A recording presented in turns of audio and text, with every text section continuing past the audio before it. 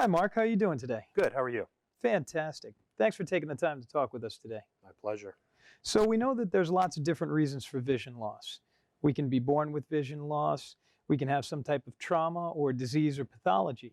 It can be stable or it can be progressive. So why don't you tell us a little bit about your vision loss? So mine was a result of, 7 years old getting meningitis, spinal meningitis, and that manifested into some neurologic issues with hydrocephalus and basically lost vision in my right eye and part of my left eye. Not because there's anything wrong with the eyes, it's just the nerve connections to the brain that are the problem. So when I see, this is my field of vision, so it's like looking through a tunnel or a tube, and it's been stable since I was 7 years old as far as what caused it. As you get older, what was left there is aging out, just like every other body part we have. So it's been getting harder and harder to see, like I used to be able to. Now, I know it surprises some people, but most individuals with some type of visual impairment are not completely blind. They Right. have some residual vision. Yeah, some have more than others, but yeah, there's some people are completely blind, and some have partial vision or low vision.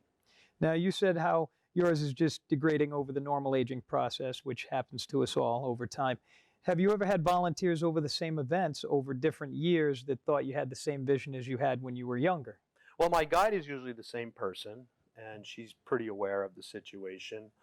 So it hasn't been as much of an issue. It's more of an issue when we switch environments, like go to a new mountain or a new event that I'm not accustomed. I don't have the same cognitive memory map of where things are and where these turns are and where different bogeys might be sticking out, kind of thing. But for the most part, my guide is fine. Volunteers come and go, so what we usually have them doing is riding along with us or skiing next to me on either side to serve as sort of a guard or an ancillary guide, more to keep other people away from us. And do you have any other environments that give you a harder time than others? Bright Yeah, lights? absolutely. And I think that's true of a lot of people with visual impairments. That's why if it's really sunny out, the sun washes everything out. If it's too dark, then nobody can see anything. But lighting plays a big role in that.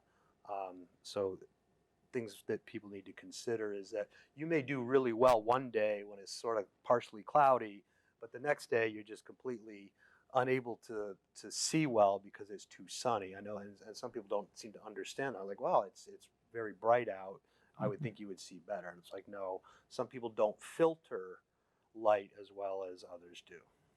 And do you have any techniques or tips that you could give some of the newer volunteers? Newer volunteers, anybody, is just ask the person what their specific needs might be and how they could help if you needed help.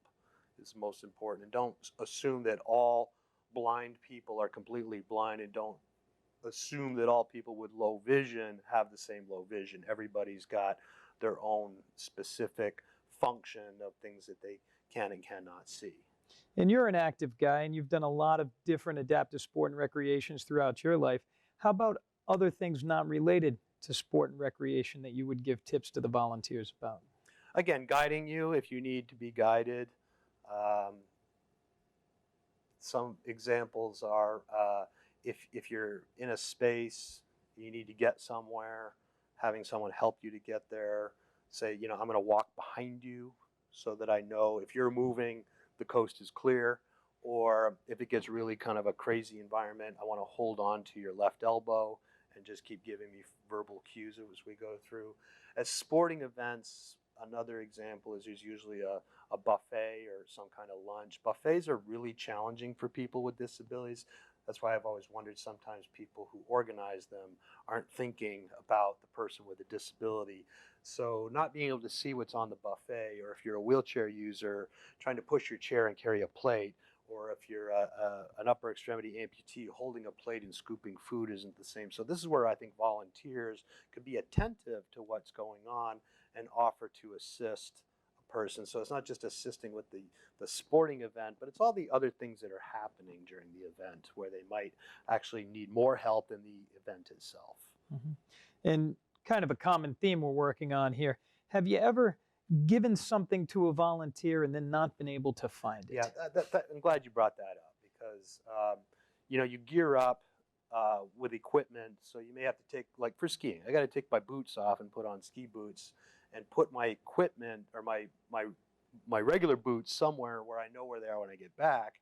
And there's nothing worse than coming back after skiing and your stuff is gone. And it wasn't that someone stole it or took it. It was someone thinking they were helping you by putting it away somewhere, like in a locker, and not telling anybody where it was, and then leaving the event. So it's important to know where your stuff is, and even other events I've been at, I need to know where my stuff is. I know that I've been, in the ocean or even in a pool, knowing where the wall is. I'm a pretty good swimmer, but it's kind of scary when you're out there and you don't know. In a moment, you may need to grab onto something, and you don't know where the shore is. You don't know where the edge of the pool is. Absolutely. Well, thank you, Mark. Thank you.